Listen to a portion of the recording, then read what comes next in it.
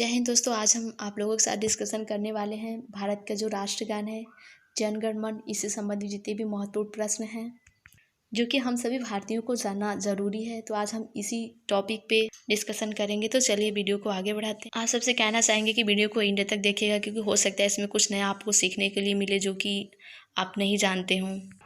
तो दोस्तों, हमारे इंडिया का जो राष्ट्रगान है, नेशनल एंथम ऑफ इंडिया, वो है जन गण मन। इसका शीर्षक है हमारे राष्ट्रगान का जन गण मन, ठीक है। और इसके लेखक जो रविन्द्रनाथ टैगोर जी है, उन्होंने 1911 में इसको लिखा था। आपको बता देते हैं कि जो रविन्द्रनाथ टैगोर जी हैं, ये दुनिया के पहले ऐसे कवि हैं जिन्होंने 2 देशों का राष्ट्रगान लिखा है। इन्होंने बांग्लादेश का राष्ट्रगान आमार सोनार बांग्ला भी लिखा है। तो आप लोग इस पर ध्यान देंगे कि आप दुनिया के पहले ऐसे कवि हैं जिन्होंने 2 देशों का राष्ट्रगान लिखा। अगर बात की जाए कि रविन्द्रनाथ टैगोर जी ने राष्ट्रगान जो है जन गण मन, इसको किस भाषा में लिखा था, तो उन्होंने इसको बंगाली भाषा में लिखा था। बाद में आबिद अली ने इसका रूपांतरण जो है हिंदी और उर्दू में किया था। उन्होंने इसका रूपांतरण हिंदी और उर्दू में सुभाष चंद्र बोस के निवेदन पर किया, और हिंदी और उर्दू में ये रूपांतरण उन्होंने 1911 में ही किया था, जिस वर्ष राष्ट्रगान जो है रविन्द्रनाथ टैगोर ने लिखा था। फिर उसके बाद 1919 में the morning song of India के नाम से अंग्रेजी में अनुवाद स्वयं रविन्द्रनाथ टैगोर जी ने किया। तो आप लोग इसको भी ध्यान देंगे कि the morning song of India के नाम से अंग्रेजी में अनुवाद राष्ट्रगान का किया गया, वो भी रविन्द्रनाथ टैगोर जी के द्वारा। अगर बात की जाए राष्ट्रगान के गायन की अवधि जो है, तो वो है 52 सेकेंड, संक्षिप्त रूप में 20 सेकेंड। कहीं कहीं पे जो राष्ट्रगान है ना, वह संक्षिप्त रूप में भी गाया जाता है, जिसमें केवल प्रथम तथा अंतिम पंक्तियों को ही शामिल किया जाता है। तो उसमें जो समय लगता है वो 20 सेकेंड का समय लगता है। अगर पदों को बात की जाए कि राष्ट्रगान में कितने पद हैं, तो वो टोटल 5 पद हैं। तो उस जो राष्ट्रगान लिखे हैं रविन्द्रनाथ टैगोर, उसमें कुल 5 पद हैं, जिसमें से कि केवल पहले पद को ही राष्ट्रगान के रूप में अपनाया गया है।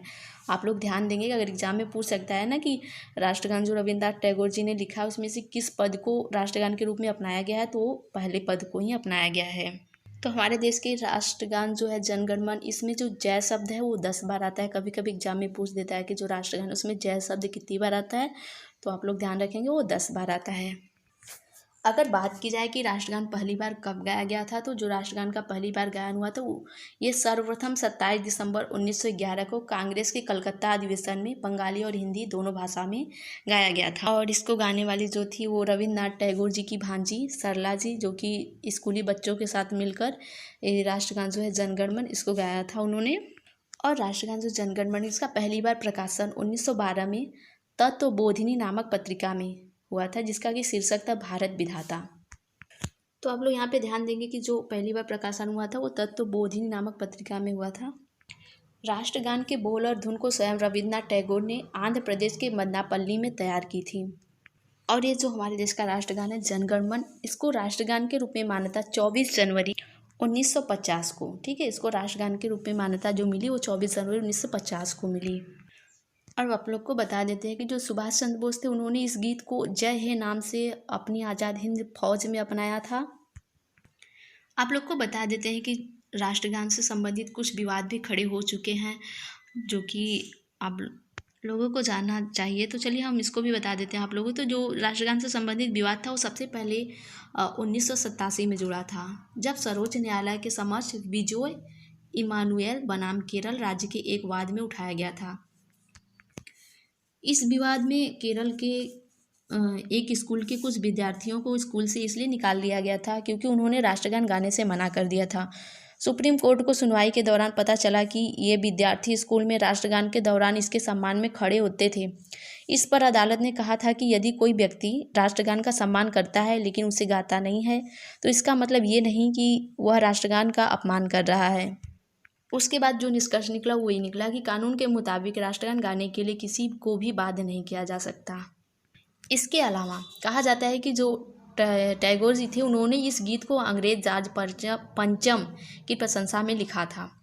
1939 में लिखे एक पत्र में टैगोर ने इस बात को खारिज किया था, ठीक है। कुछ लोग का मतलब कहा जाता है कि जो ये राष्ट्रगान है ना जन गण मन, इसको जो रविन्द्रनाथ टैगोर है उन्होंने अंग्रेज जॉर्ज पंचम की प्रशंसा में इस गीत को लिखा था, लेकिन 1939 में उन्होंने खुद एक पत्र में लिखा के माध्यम से इसको खारिज कर दिया कि नहीं, ये उनकी प्रशंसा में नहीं लिखा गया था। इसके अलावा राष्ट्रगान के एक शब्द सिंध को लेकर भी कई बार आपत्ति जताई जा चुकी है और इसे राष्ट्रगान से जो है कि इस शब्द को हटाने की भी मांग की गई है, क्योंकि जो सिंध है ना वो अब पाकिस्तान का हिस्सा है। तो बाद में संशोधन हुआ, उसके बाद जो सिंध है सिंध की जगह सिंधु कर दिया गया। ये तो हुई राष्ट्रगान से संबंधित जो भी विवाद अभी तक खड़े हुए हैं उसके बारे में। तो चलिए अब हम आप लोग को बता देते हैं कि अगर कोई व्यक्ति राष्ट्रगान के नियमों का पालन नहीं करता है तो उसके खिलाफ क्या कार्रवाई होती है।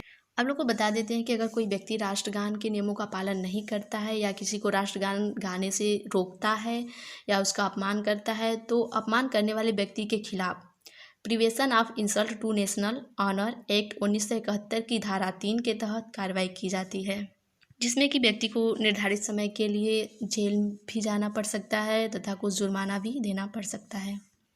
तो दोस्तों ये था हमारे भारत के राष्ट्रगान जनगण मन से संबंधित कुछ महत्वपूर्ण प्रश्न के उत्तर, जिसको कि हमने आप लोग को बताया है। यदि वीडियो पसंद आया होगा तो वीडियो को लाइक शेयर और कमेंट ज़रूर कीजिएगा और चैनल को जिन लोगों ने सब्सक्राइब नहीं किया वो सब्सक्राइब भी कर देंगे। तो चलिए इसी के साथ वीडियो को समाप्त करते हैं। आप सभी लोग खुश रहें, स्वस्थ रहें और मस्त रहें। जय हिंद, वंदे मातरम।